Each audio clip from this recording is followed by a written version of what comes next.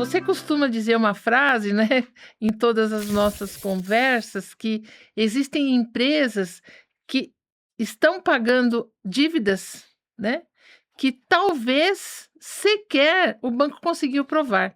Aliás, recentemente, essa sua reflexão, você escreveu um artigo para o Valor Econômico, né, sobre esse tema. Muito interessante também, muito relevante. E isso me leva a uma pergunta. Quantas empresas reconhecem, negociam ou pagam cobranças sem antes, verificar se o banco realmente conseguiu demonstrar a origem da dívida? Eh, as empresas realmente podem ser cobradas por, dívidas que os bancos não conseguem provar? Doutora Maria José, o caso da cliente, ele mostra exatamente o porquê nós temos essa filosofia aqui de analisar cada documento antes de qualquer decisão.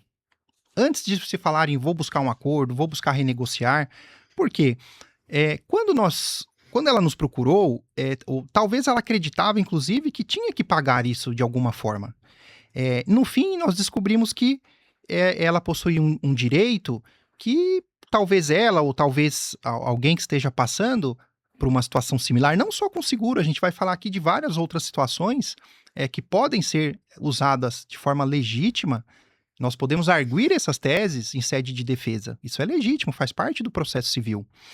E o mais interessante é que isso não é só com seguro, né?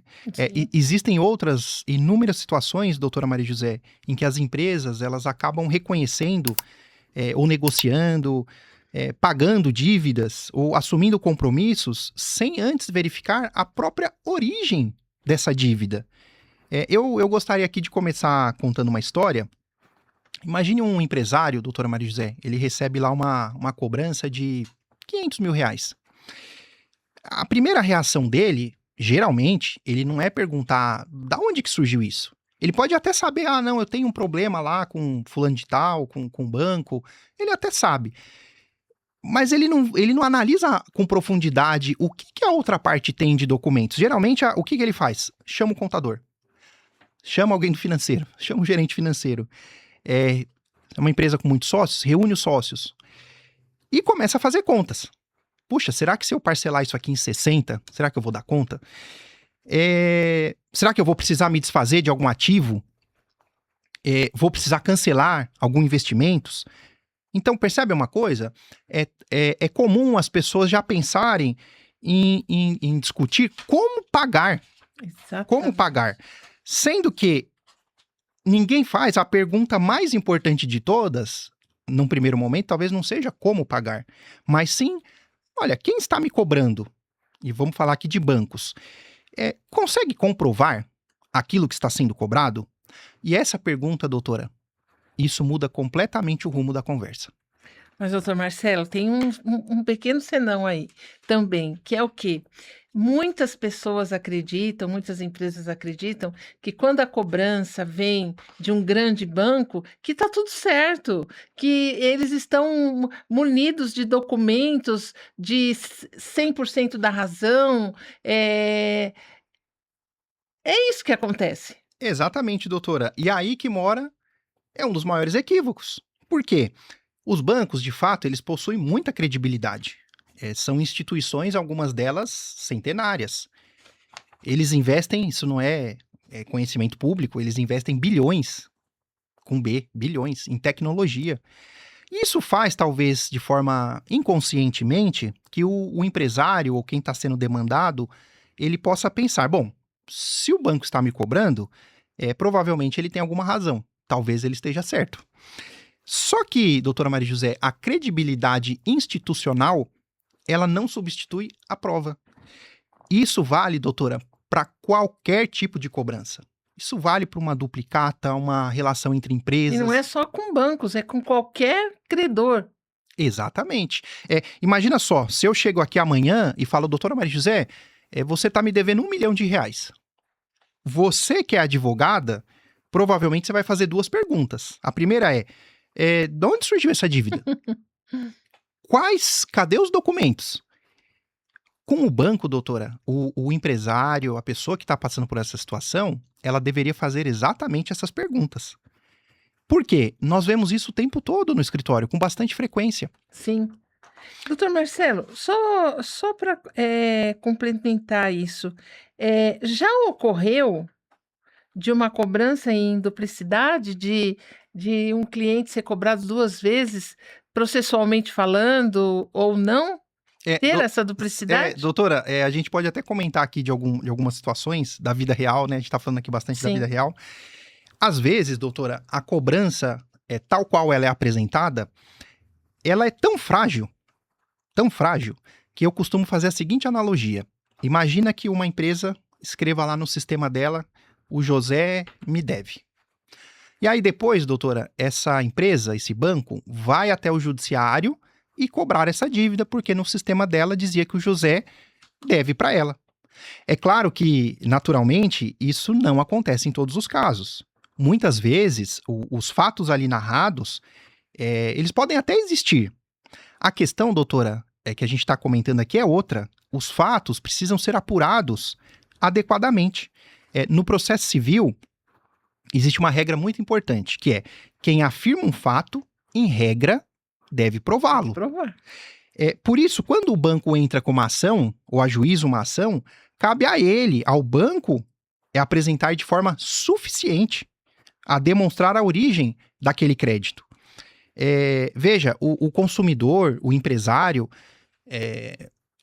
e aqui eu não falo só de consumidor, porque existe uma reflexão que em determinadas situações, por mais que uma empresa, ou vale para pessoa física também, tome um dinheiro emprestado, não necessariamente ela esteja na qualidade técnica que eu falo de consumidor, mas está na qualidade que é alguém que pegou um valor emprestado. É impossível da empresa, às vezes, que está sendo demandada numa ação, dela fazer o que a gente chama de prova negativa. Dela provar que ela não fez uma contratação.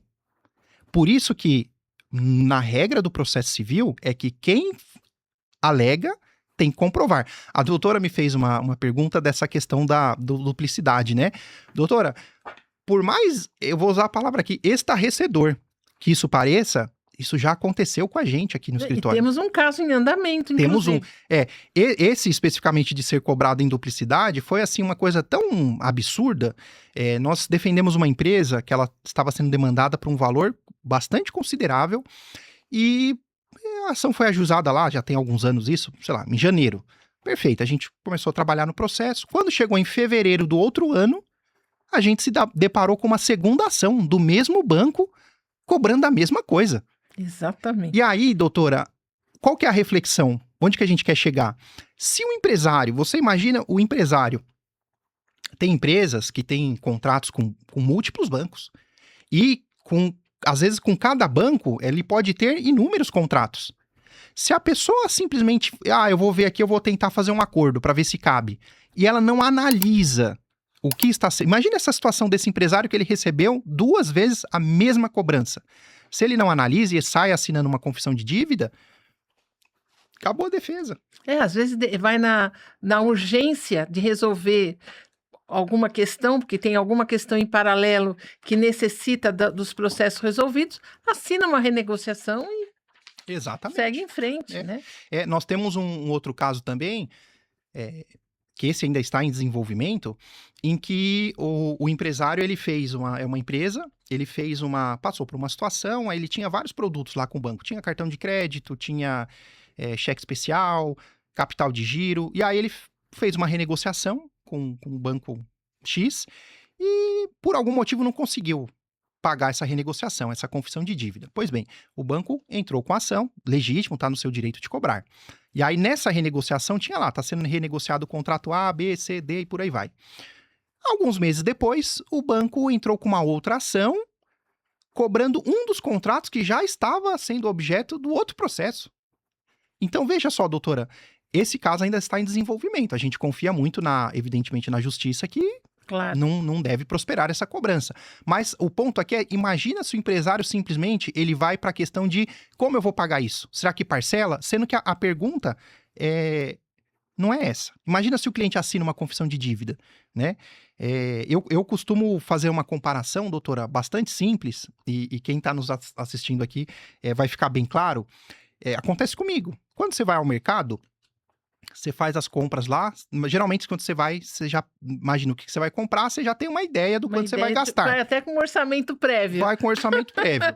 Aí você passou no caixa, você viu lá que deu uma certa diferença. O que é natural que a pessoa faça? Você vai olhar o cupom fiscal. Poxa, será que o arroz aumentou, o café? Porque tá essa também, né? O tomate cada dia tá... Tá um preço. Eu vou olhar. Você não confere? A questão, doutora, se a gente faz isso com um cupom fiscal de supermercado, a gente confere essa cobrança. Por que se essas cobranças do dia a dia, olha, quem dirá uma cobrança de um banco de centenas de milhares de reais, quiçá milhões? Esse é o ponto que a gente está discutindo aqui. Não é negar se vai ou não pagar. É a questão, analisa primeiro o que está sendo cobrado. É devido? A outra parte, ela consegue comprovar suficientemente? Doutora, a gente cansou. Cansou assim. A gente vê diariamente situações em que às vezes as empresas assumem compromissos que ela tinha teses defensivas. Doutor Marcelo, estou aqui elaborando tudo o que você está falando. A analogia é perfeita com o supermercado, só que na realidade, muitas vezes isso não acontece e a gente se depara com casos assim no nosso dia a dia. Ocorre que muitas vezes as pessoas assinam renegociações, sejam empresários, pessoa física, na emoção e no emocional, e não com a razão, não é verdade? É verdade. E aí, quando vem a constatação, aí a coisa já está mais complicada, não é verdade? A análise aqui, doutora Maria José, é assim, não significa deixar, o que a gente está falando, não é deixar de pagar uma dívida Jamais, legítima. jamais. Mas significa apenas ter a segurança de que aquilo que está sendo cobrado corresponde exatamente ao que é devido, nem mais e nem menos. Aliás, doutora Maria José, esse raciocínio ele não vale apenas para o direito bancário. Eu costumo dar um exemplo que é bastante... Inclusive, nós falamos isso no nosso último encontro, que é o exemplo do acidente de trânsito. Teve uma colisão numa avenida entre dois veículos. Aí, se uma das pessoas que participaram desse acidente ou sofreram um acidente, ela já busca o judiciário de maneira precipitada, cobrando a reparação do seu carro. Mas espera aí, precisa ser apurado primeiro. E se ela foi o responsável por esse acidente? Então, faz parte dos princípios do direito o contraditório, a ampla defesa, a produção de provas, a produção pericial. Sim. Doutor Marcelo, diante de tudo isso que foi colocado, qual o papel do judiciário nesse interim? Então, a gente pode se presumir que alguém tem razão, né? Sempre nessa questão, né? E o judiciário está aí realmente para verificar, né? Quem conseguiu provar tudo que o doutor tem colocado. Doutora, no direito bancário, acontece exatamente isso, esse exemplo do carro. O simples fato de uma instituição, por mais privilégio que ela goze de marca, de credibilidade, não significa que essa dívida está automaticamente demonstrada. Somente para você ter você que nos assiste, para vocês terem uma ideia, nos últimos anos, aqui no nosso escritório, essa é uma realidade nossa, nós conseguimos, em determinadas cobranças, já que eu incluo bancárias e não bancárias, nós conseguimos reduzir extinções, é o nome técnico, mais de 20 milhões de reais em dívidas que não foi economia, não foi acordos que nós fizemos, foram processos inteiros julgados improcedentes. Extintos. Foram extintos. Zerou. Acabou. Exato. Então, assim, em que o nosso cliente, ele não precisou pagar nada. Por quê? Porque ele não aceitou de primeiro uma renegociação. Mas eu tenho aqui uma proposta que é boa. Imagina se tivesse aceitado. Exatamente. Eu não estou dizendo aqui nem questão de acordo, situações de que a ação foi julgada totalmente improcedente, chancelado pelo Poder Judiciário. Perfeito. A questão, doutora, o judiciário ele não existe para presumir que alguém tem razão. Ele não presume nada. Ele existe justamente para verificar quem conseguiu comprovar aquilo que alega. Então, doutor Marcelo, só para as pessoas tomarem consciência que não adianta e não basta o banco apresentar uma planilha, um extrato, eh, não significa que a dívida está comprovada. Isso não é suficiente, concorda? Perfeito, doutora. E aqui existe uma diferença muito importante. Uma coisa é provar um lançamento dentro do sistema, e outra coisa, completamente diferente, é comprovar que uma obrigação nasceu válida a partir daquele lançamento. Eu vou dar um exemplo aqui, para ficar claro para quem nos assiste, de um prontuário, um prontuário médico. Imagina que o hospital ele pode registrar lá, por exemplo, uma solicitação de exame. É, esse registro sozinho, ele por si só, ele não comprova que o procedimento médico aconteceu. E no direito bancário, ou no direito, dentro do direito civil, isso é perfeitamente válido.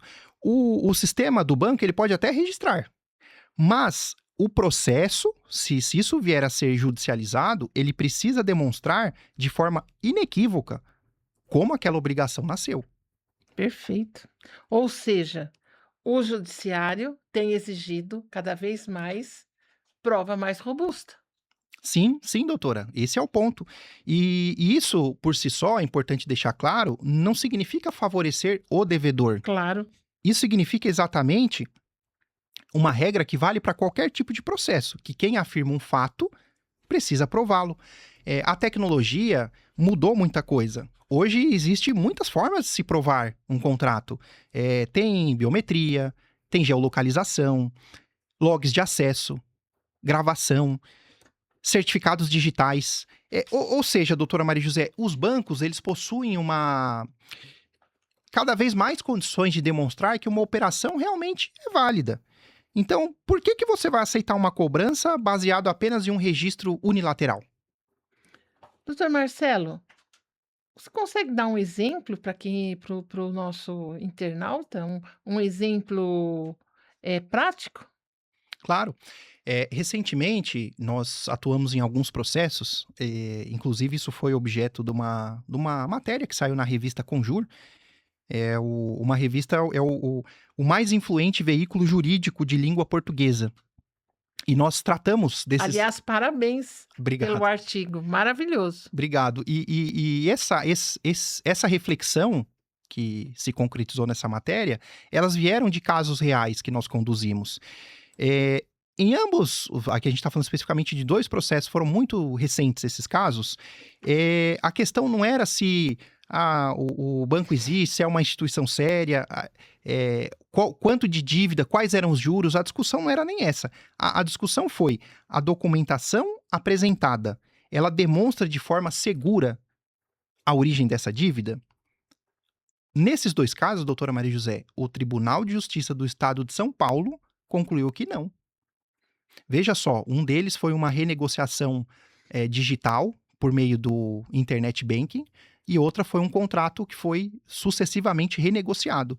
Os bancos, aliás, o banco, foi o mesmo banco essas 2 ações, ele não conseguiu comprovar o seu crédito. Então, doutora, e essas 2 ações foram julgadas improcedentes. Você percebe a importância disso, doutora? A gente não está falando aqui de um benefício concedido ao devedor. Não é isso, é mais profundo. Nós estamos falando da aplicação de um princípio básico do processo, que é quem cobra precisa demonstrar. Claro. Nessas ações, inclusive, doutora, algo bem interessante, que antes delas serem julgadas, o banco ele ficou o tempo todo tentando uma negociação, tentando resolver de forma amigável, através de um acordo. Só que em um deles até o cliente estava até favorável, a proposta até veio coerente. Só que se ele assina esse documento, ele não está resolvendo para ele está resolvendo para o banco que Claro. passou a se documentar. Mas, doutor Marcelo, isso muda muito a forma como uma empresa ou uma pessoa física passa a enxergar uma cobrança bancária. E não é que passa, deve enxergar uma cobrança bancária de uma outra forma, sobre um outro prisma. Doutora, muda completamente. Por quê? Ela deixa de ser apenas uma decisão jurídica. Isso, doutora, passa a ser uma decisão, sabe do quê? De gestão. Sim, Gestão. Imagina uma empresa que ela reconhece imediatamente um passivo de 2 milhões de reais. Ela pode ter problemas, inclusive de subsistência. Ela pode, eventualmente, cancelar investimentos, adiar contratações, reduzir o seu capital de giro. Às vezes até perder a competitividade num mercado cada vez mais acirrado. Tudo isso, doutora, antes de verificar se a documentação ela está suficientemente comprovada. É a história do cupom fiscal que a gente está falando, né? sim. A questão não é chegar no mercado e negar que fez a compra, mas Claro. é entender o que conferir o que está sendo O que eu cobrado. comprei. Exato, exato. Eu costumo falar o seguinte, doutora, antes de decidir como pagar, é preciso verificar de fato se aquilo que está sendo cobrado foi devidamente comprovado. Claro. Doutor Marcelo, diante de tudo isso, então, talvez existem algumas perguntas, uma pergunta que nunca deve ser feita, né? Quanto eu vou pagar? Mas sim, o que exatamente está sendo provado. É diferente, Claro. é virar é um outro prisma. Como levar isso, como tratar essa questão para que o devedor, porque são teses envolvidas, né. Claro, exatamente, doutora. Uma obrigação legítima, é importante deixar claro aqui para quem está nos assistindo, ela deve ser cumprida. Disso não temos dúvida. Nós nunca orientamos, doutora, seja no nosso trabalho, na nossa vida particular, pessoas a não cumprirem A sua com a sua obrigação. obrigação. Tem uma frase que eu falo, a nossa equipe aqui com certeza escuta isso bastante, é que o que é contratado, ele não é caro e nem barato. Ele é devido. Só que é importante entender que a gestão responsável também significa analisar a origem de uma dívida. A análise, o que eu quero falar aqui, doutor, é o seguinte: a análise da documentação não é resistência ao pagamento. O nome, na verdade, é o contrário, o nome disso é governança. É gestão de risco. E tomar decisões financeiras, doutora Maria José, baseadas em fatos. Não apenas na autoridade de quem está nos cobrando. Você sabe que quando a gente estava do lado de lá do balcão, a doutora foi bancária por muitos anos, eu também advoguei para bancos durante muito tempo na minha trajetória, o próprio banco faz isso. O banco também recebe cobrança. Claro. E cobrança de tributos, questões fiscais. O próprio banco questiona. O banco, né, no exemplo lá do cupom, ele olha o cupom fiscal, mas espera aí, isso aqui é devido. Ele não está questionando, às vezes, questão de juros, o valor, tá questionando a própria validade, a formalidade daquela dívida. Não é simplesmente eu recebi uma carta aqui que eu tenho que pagar e eu não vou analisar os meus direitos e vou sair pagando. Ou pior, né? Pagar, geralmente, numa ação de execução, a pessoa recebe lá a carta para pagar em 3 dias o valor atualizado, devido, com juros, com tudo mais. Geralmente, a pessoa não estava conseguindo pagar nem a parcela, quanto mais o valor todo. Mas, às vezes, o que a gente vai discutir aqui é aceitar acordos que pareçam ser interessantes sem você analisar as possibilidades de defesa. Esse é o ponto.